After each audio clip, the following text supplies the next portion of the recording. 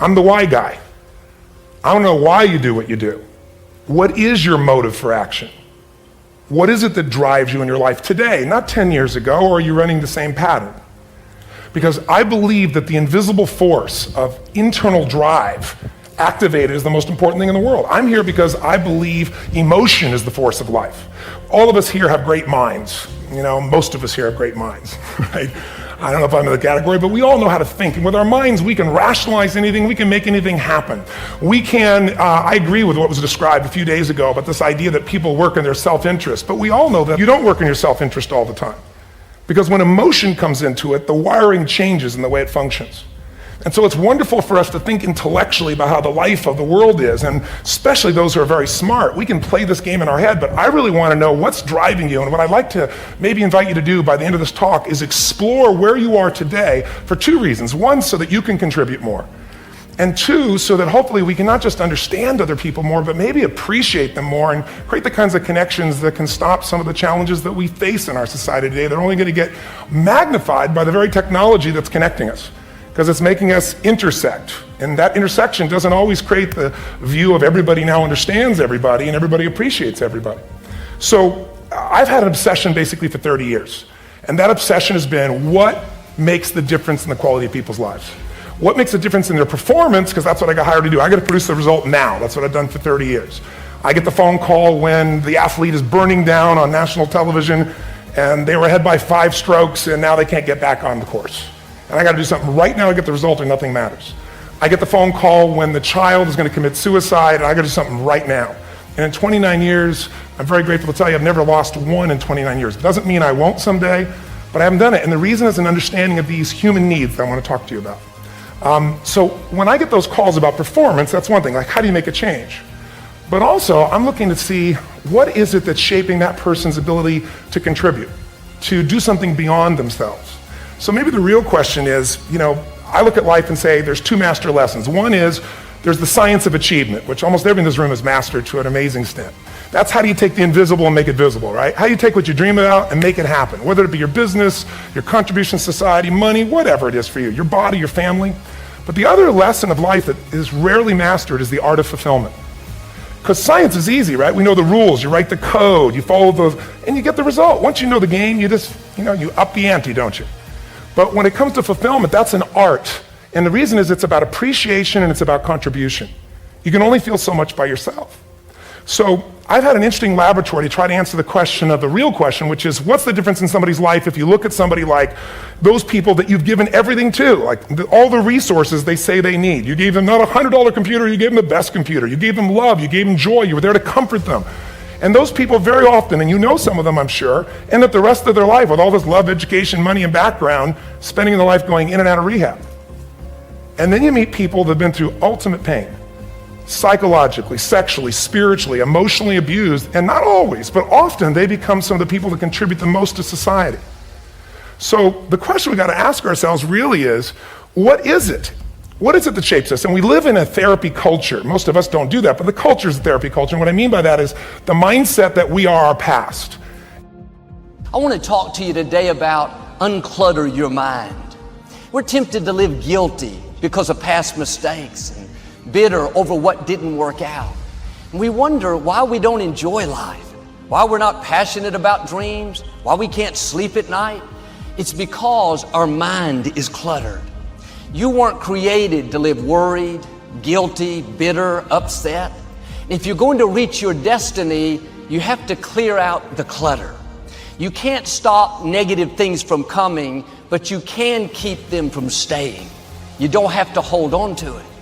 When we make mistakes, guilt will come.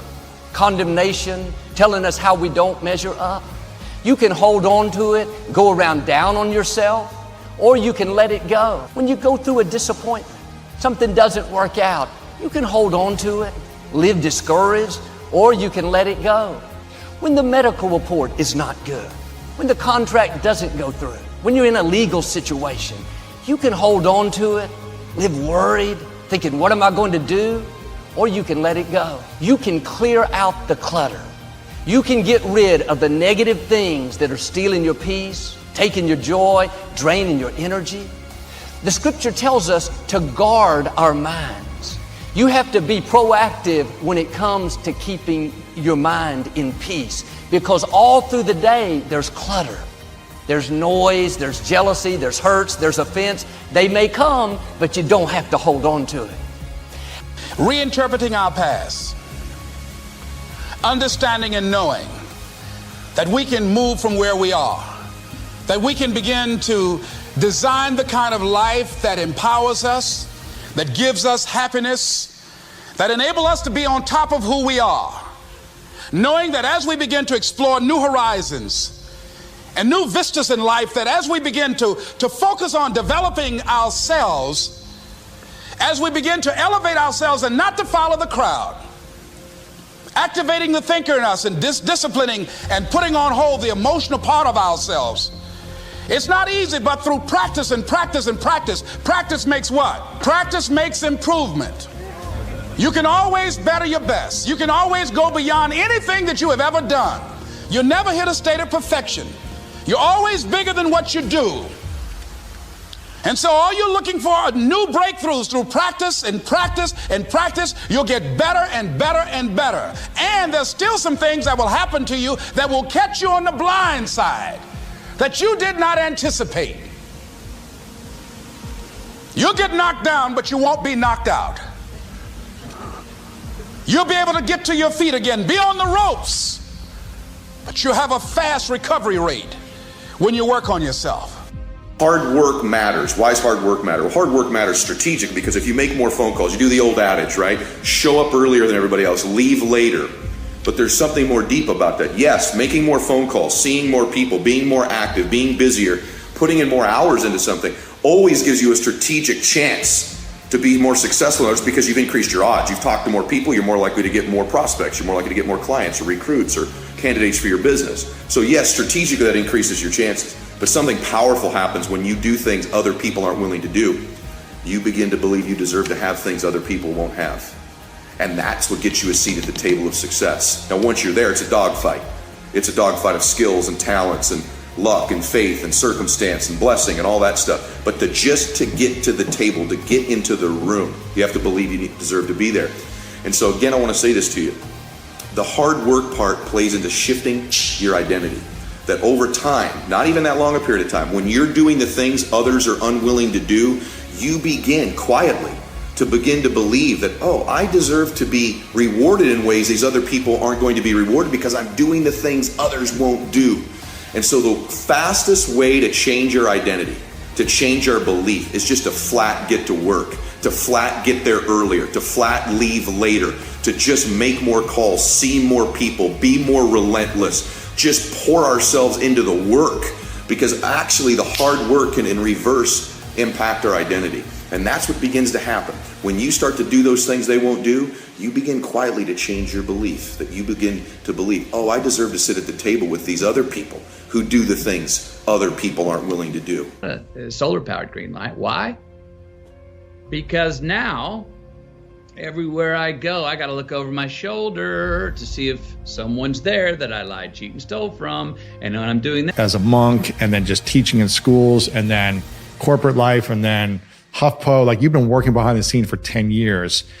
It can take, a few pieces of content or one piece of content that will be the thing that sets you off with momentum.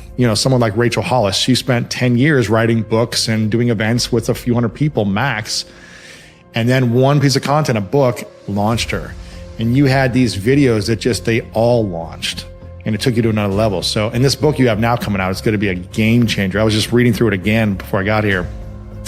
And I was just like, there's so much great information in this, but it's wisdom from the years of practice and years of experience. So that's what I think people need to know is like, if you're a creator, if you're someone who's got a gift inside, all it takes is one piece of content for you to really pop. So just keep creating. And that's what you've done beautifully. You keep showing up. Man.